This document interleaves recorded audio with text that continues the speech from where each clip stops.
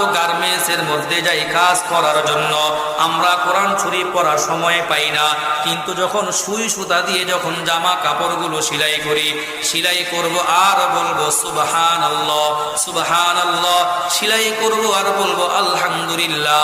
লোডারি কাজ করি, উপর থেকে যখন মালগুলো নামাই বলবো সুবহানাল্লাহ আলহামদুলিল্লাহ। কাজের দিকে যখন আসি বলবো সুবহানাল্লাহ আলহামদুলিল্লাহ।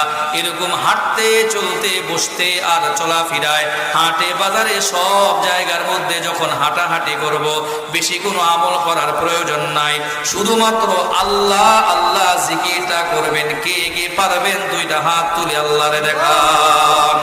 ও ভাই, আমরা তো গার্মেন্টসের মধ্যে যাই কাজ করার জন্য, আমরা কোরআন শরীফ পড়ার সময় পাই না, কিন্তু যখন সুই সুতা দিয়ে যখন জামা কাপড়গুলো সেলাই করি, সেলাই করব আর বলবো সুবহানাল্লাহ সুবহানাল্লাহ, সেলাই করব আর বলবো আলহামদুলিল্লাহ। লোডারি কাজ করি, উপর থেকে যখন মালগুলো নামাই বলবো সুবহানাল্লাহ আলহামদুলিল্লাহ। কাজের দিকে যখন আসি বলবো সুবহানাল্লাহ আলহামদুলিল্লাহ। এরকম হাঁটতে চলতে বসতে আর চলাফেরায় হাটে বাজারে সব জায়গার মধ্যে যখন হাঁটাহাঁটি করব, বেশি কোনো আমল করার প্রয়োজন নাই, শুধুমাত্র আল্লাহ আল্লাহ জিকিরটা করবেন। কে কে পারবেন দুইটা হাত তুলে আল্লাহরে দেখান।